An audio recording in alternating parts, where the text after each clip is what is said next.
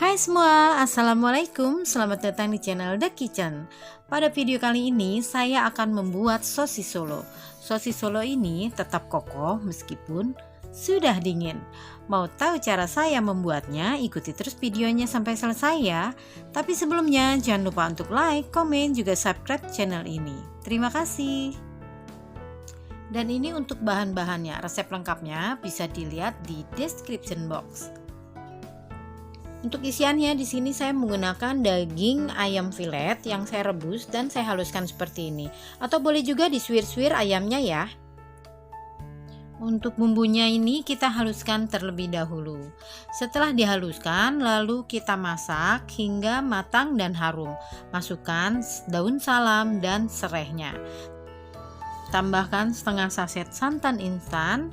Kemudian tambahkan juga sekitar 50 ml air. Lalu ini kita aduk sampai rata, tambahkan juga bumbu-bumbunya seperti lada, kaldu bubuk, garam, gula, dan penyedap rasa. Masukkan ayam yang sudah kita siapkan tadi. Lalu ini kita aduk, kita masak sampai benar-benar matang dan mengering. Untuk garam, lada, gula, dan kaldu bubuknya itu disesuaikan selera saja ya.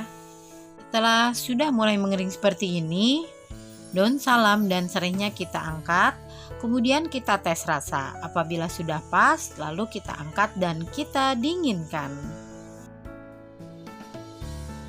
Lanjut kita buat untuk bahan kulitnya. Di sini saya pakai 250 gram tepung terigu protein sedang yang saya tambahkan setengah sendok makan kaldu bubuk.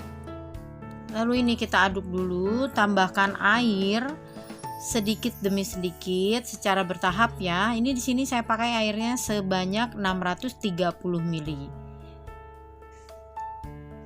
Lalu ini kita aduk sampai benar-benar semuanya tercampur rata ya.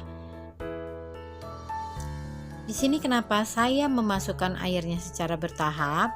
Ini tujuannya agar saat kita mengaduknya lebih mudah larut dibanding kalau kita menuangnya sekaligus.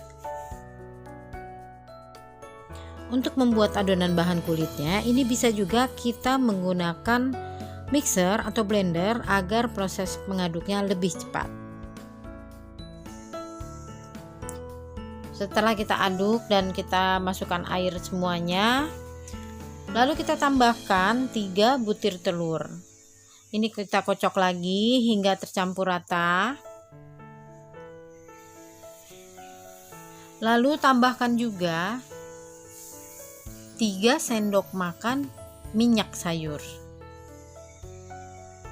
Kemudian ini kita aduk lagi hingga tercampur rata.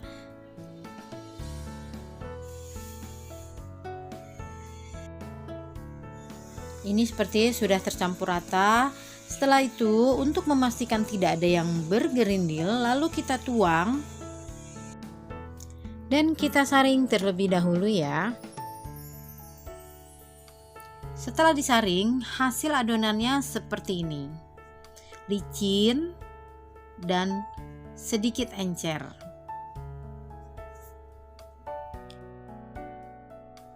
Sekarang kita mencetak bahan kulitnya. Sebelum mencetak, ini pannya kita oles tipis dulu dengan minyak sayur. Kemudian tuang 1 sendok sayur ke dalam pannya sambil dimiring-miringkan.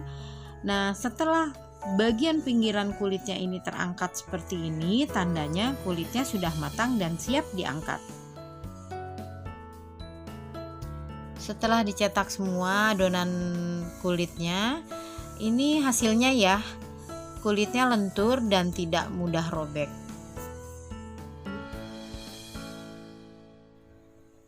Ini kita ambil 1 lembar, lalu kita beri isian sebanyak 1 sendok makan.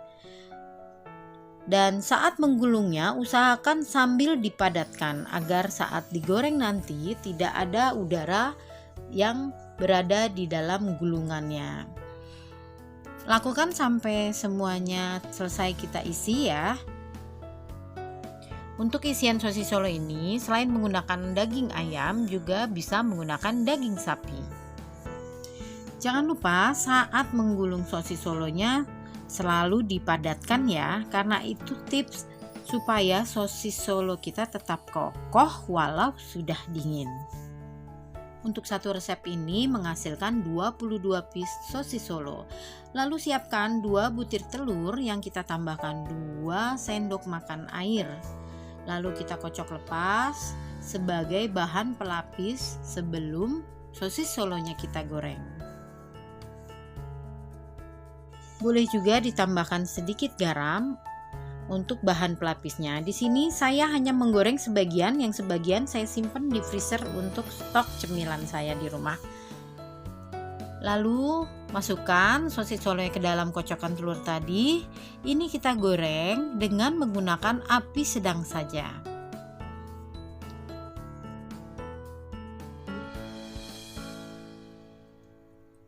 Lalu sosis Solonya ini kita goreng hingga matang.